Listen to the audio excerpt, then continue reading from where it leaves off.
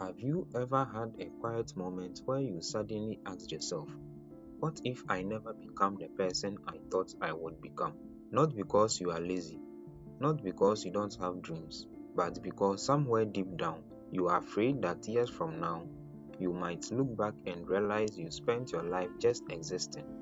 That thought isn't dramatic.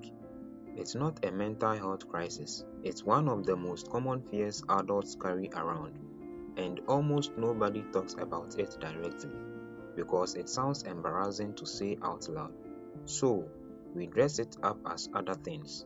We call it burnout. We call it I just need a change of scenery. We call it a midlife crisis if we are over 40 and an identity crisis if we are under 30.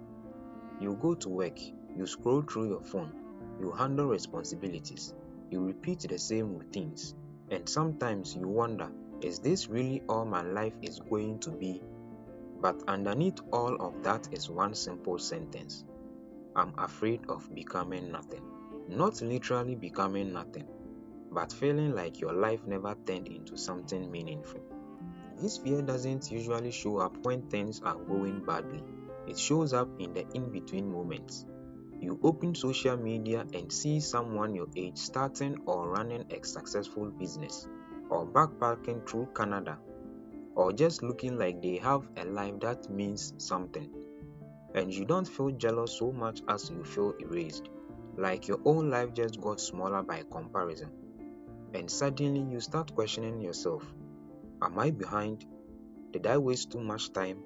Is everyone moving forward except me? Notice the pattern.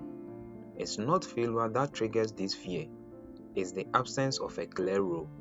As long as you are the employee, the parents, the students, the one still trying, you have a place to stand. The fear of becoming nothing creeps in the moment that role gets shaky. When we are between jobs, between relationships, between who you used to be and who you are supposed to become next. This fear is not a personal defect. It's not because you didn't work hard enough on your self-esteem.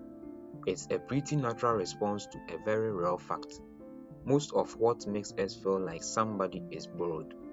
Borrowed from a job title, a relationship, a role, an audience. And borrowed things can be taken back. Companies restructure, relationships end, kids grow up, platforms change their algorithm, and your audience evaporates overnight. So, some part of you is right to feel unsettled. You built your sense of I matter on something that was never fully yours to keep. That's not a reason to spiral. It's actually useful information. It tells you exactly where the shaky ground is. The fear of becoming nothing can actually teach you something. It reveals what you care about. Because if you didn't care about your life, you wouldn't worry about wasting it. The fear is not the enemy.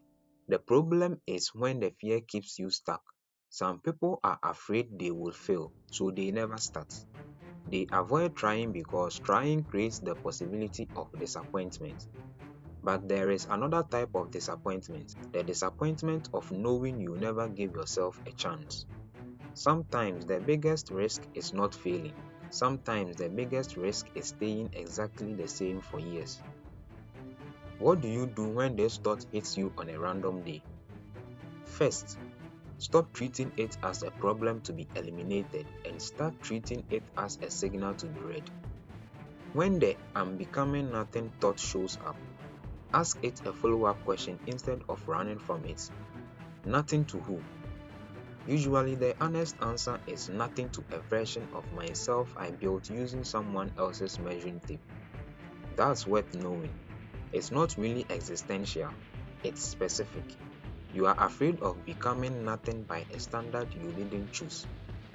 Second, you don't deal with it by chasing success every day or by trying to become extraordinary overnight. Start smaller, become someone you respect.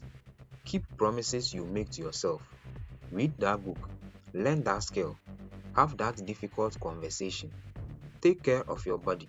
Improve one part of your life instead of trying to rebuild everything at once. Because becoming someone is not one big moment.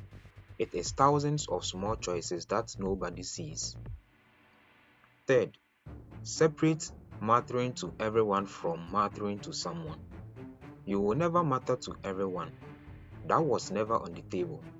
But almost all of us already matter right now to a small handful of people, and we discount it constantly because it doesn't come with a title or a follower count.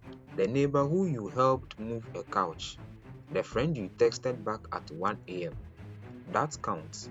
It's just quiet.